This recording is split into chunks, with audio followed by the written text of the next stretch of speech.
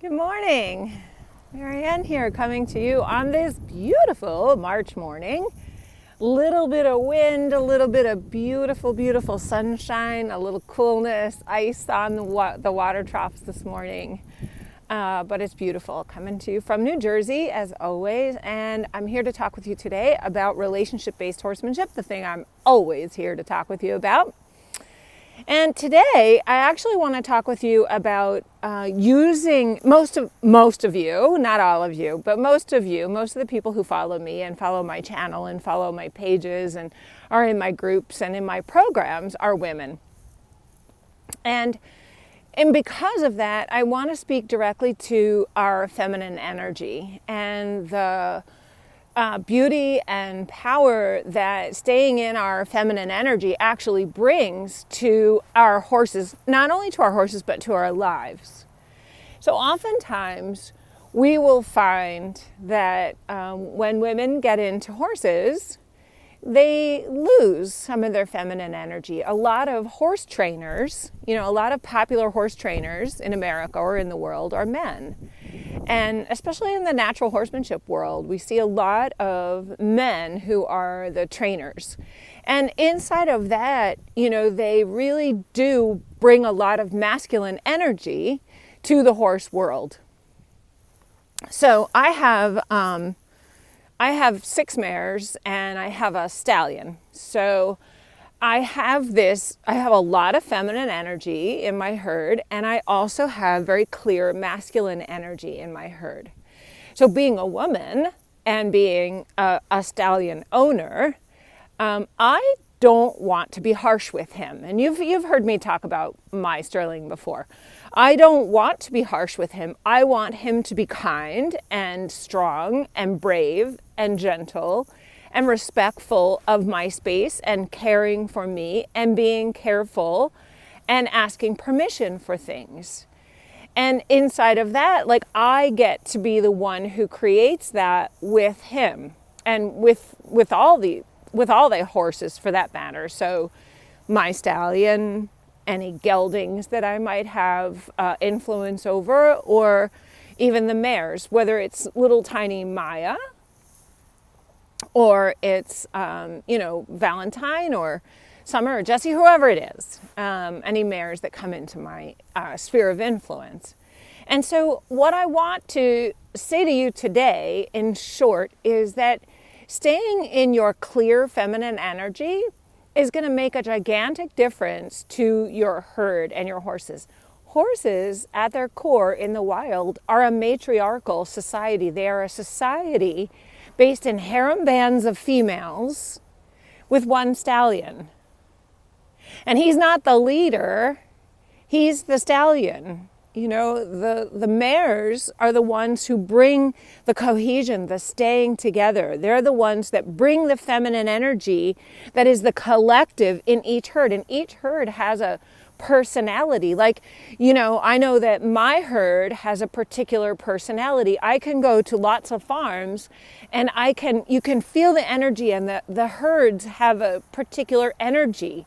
And typically, in my experience, that energy goes as the person who's managing all that is. That's how the energy goes in the herd. It goes not as necessarily the horses go, but as the person who is creating either the stress for the herd or the peace for the herd. So that's another entire video of its own. How do we affect the herd creating either stress in the way that we manage our horses, or peace in the way that we manage our horses? So again, I have 6 mares and a stallion. So there technically could be lots of stress, and there technically could be lots of peace. He's not turned out with them. He's not a breeding stallion. He's an intact male.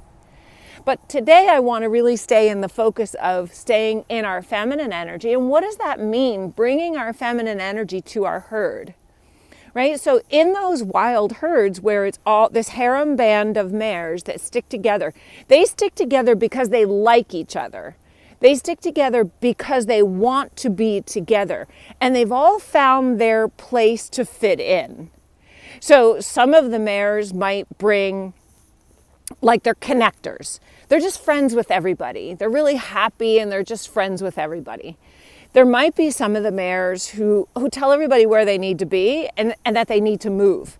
Like, come on, we're going, catch up, let's go, and then here's another piece of it.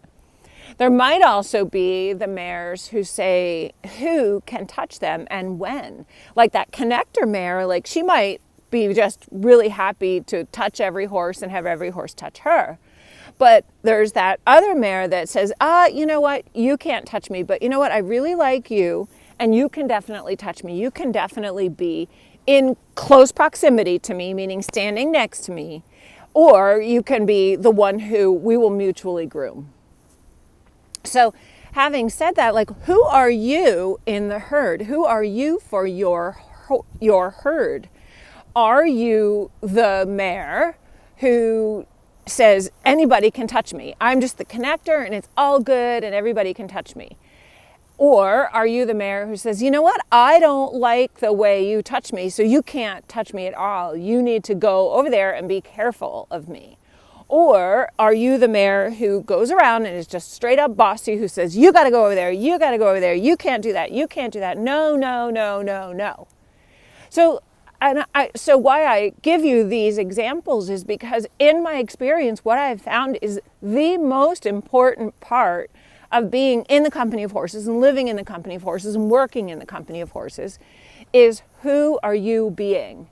And so often we are confused, and we're confused because there's so much information available on the internet today that what happens is somebody's telling you, well, you need to tell them who's boss. You need to make them move their feet. The game is who moves whose feet. You have to make them do it. Don't let them get away with that. All of that truly masculine type of behavior, the forcing, the dominant behavior. And listen, not making masculine energy wrong. It's important. Masculine energy gets the big things done. But the feminine energy brings the sweetness of life. The feminine energy brings the sweetness into the relationship, the sweetness into the herd.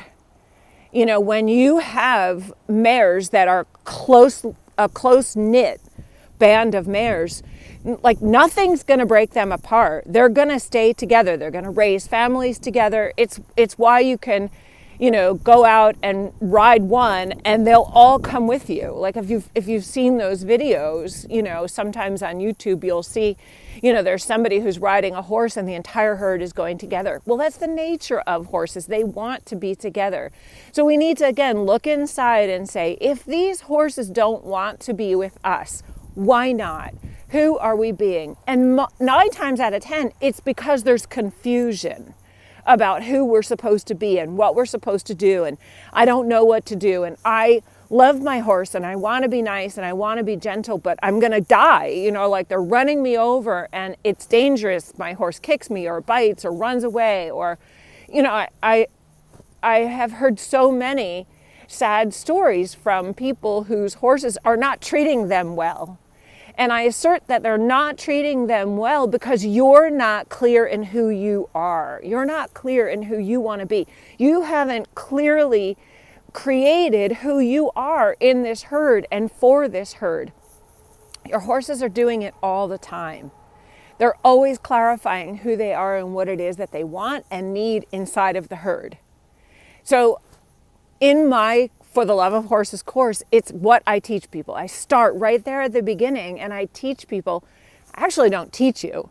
I coach you in finding, because you really do the work. Who are you and who do you want to be for these horses? Who do you want to be in the world? It's not a bunch of tips and tricks and how-tos. Certainly there's technique and there's certainly instruction about the how-to. But I could give you all the how-tos in the world. I don't even need to give them to you. They're all over YouTube. You can buy any DVD or go to any clinic or go to any workshop or go to anybody's, videos or any horse fair or all of it. And you can get little tips and tricks. But until you're clear about who you are for your herd and who you are in your world and what you're creating, and all you need to do is look at your herd to know who you're being and And that is just the bottom line of that. And sometimes that's a harsh reality. But until you're clear about who you are and who you're being and who you want to be for them, you're just going to keep creating more of the same. It's like rearranging chairs. You'll get a little tip or a little technique here, but you won't be able to create that cohesive bond that wild horses who've got no fences create with one another. They stay together based on want to. So if what you want is your horses who come together with you based on want to, you need to just reach out. Marianne@mariannebrewer.com is my email address. You can just go to mariannebrewer.com. That's my website.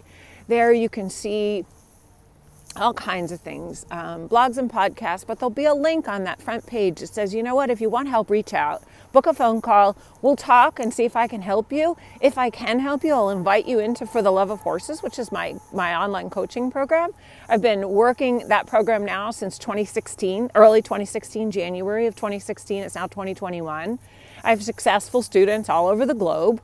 You can reach out to them and you can hear them as well, tell their stories. But I want you to live the life that you love with horses. I want you to have the experience that you got a horse for. That's the most important part of having horses, because no one needs a horse. We all have cars and we just don't need them. We have them because we want them. So I want them to want to be with you. I want you to want to be with them. And I don't want you to be the one who's always stretching and changing and not expecting anything from them, because this is a two-way street of communication, and that is really another whole broad topic. So we could talk about that. But I want to thanks for watching, and I look forward to chatting with you. Feel free to reach out because I'm happy to chat with you. Bye.